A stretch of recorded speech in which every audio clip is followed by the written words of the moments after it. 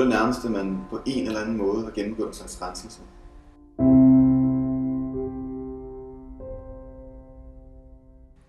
Det var nemt i starten.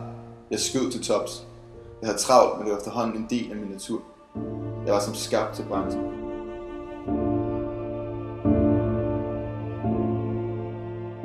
Jeg havde aldrig følt mig stresset, selvom jeg nok arbejdede mere end de fleste.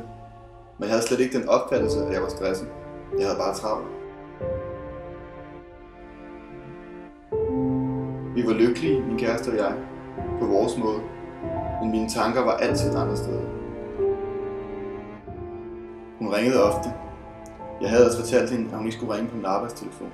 Men det gjorde hun altid, når jeg ikke havde min private telefon med.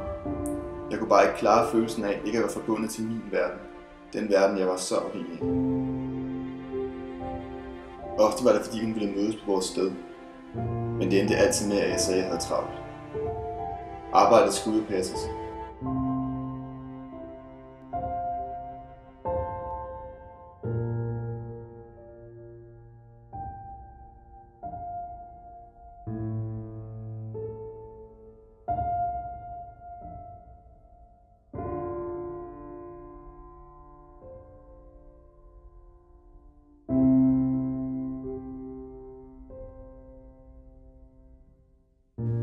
Vi kender det vel alle sammen.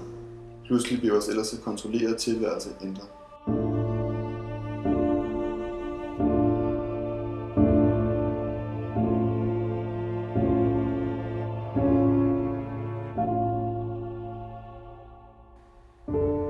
Hun har været ude for en ulykke, men hun ville klare den. Det var det at se hende på den måde, der gjorde det helt klart.